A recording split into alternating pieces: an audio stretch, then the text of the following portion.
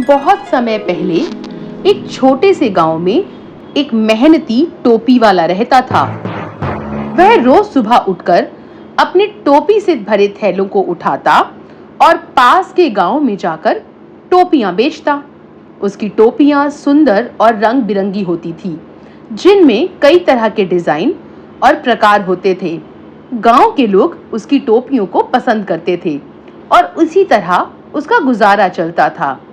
एक बार की बात है, टोपी बेचने टोपी वाला दूर के एक गांव की तरफ निकल गया। कई दिन रुककर वहां उसने बहुत सी टोपियां बेची। जब वह अपने गांव वापस लौट रहा था, तो उसके थैले में अभी भी टोपियां बची हुई थी। गर्मी का दिन था, सूरज तेज चमक रहा था और रास्ता लंबा था। थकावट की वजह से वह एक पेड़ के नीचे बैठ गया।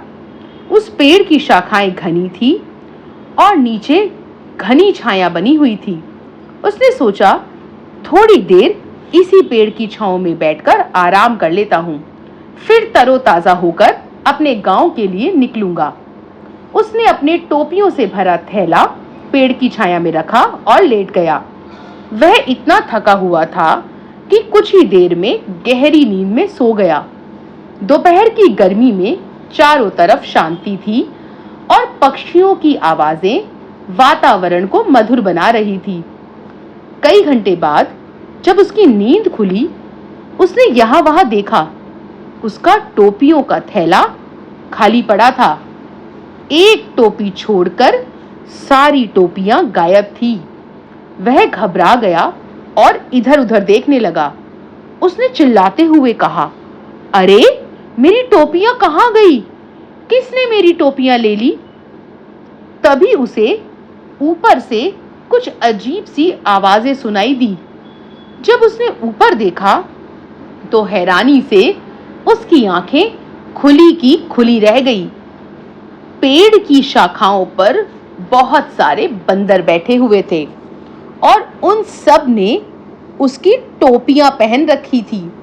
कोई लाल टोपी में था, तो कोई हरी टोपी में, तो कोई नीली टोपी में। बंदर खुशी से इधर-उधर उछल कूद कर रहे थे। वो उन टोपियों से मजे से खेल रहे थे। टोपी वाला परेशान हो गया। वह जोर से चिल्लाया, बंदरों, मेरी टोपियां वापस करो। लेकिन बंदर तो बंदर थे, वे उसकी नकल करने लगे। वह इधर-उधर भागा। बंदर भी पेड़ पर इधर-उधर भागने लगे। जब उसने हाथ हिलाया, तो बंदरों ने भी उसकी हरकतें दोहराकर अपने हाथ हिलाने लगे। तभी उसे एक पुरानी बात याद आई। उसके दादाजी ने कभी उसे बताया था कि बंदर इंसानों की नकल बहुत अच्छे से करते हैं। उसने एक तरकीब सोची। उसने अपने सिर पर पहनी हुई टोपी को धीरे से उतारा और गुस्से में जमीन पर पटक दिया। जैसे ही उसने ऐसा किया, ऊपर बैठे सभी बंदरों ने उसकी नकल की और अपने सर से टोपी उतारकर नीचे फेंक दी।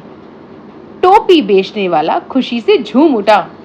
उसने जल्दी से अपनी सारी टोपियां समेट ली और अपने थैले में भर ली। इस बार उसने सोचा, आराम करना जरूरी तो होता है, लेकिन सावधानी भी जरूरी होती है। वह जल्दी से अपनी सारी टोपियों को लेकर अपने गांव की ओर चल पड़ा। वह बहुत खुश था क्योंकि उसकी सारी टोपियां उसे वापस मिल गई थी और उसने यह निश्चय किया कि वह दोबारा इस पेड़ के नीचे तो कभी आराम नहीं करेगा।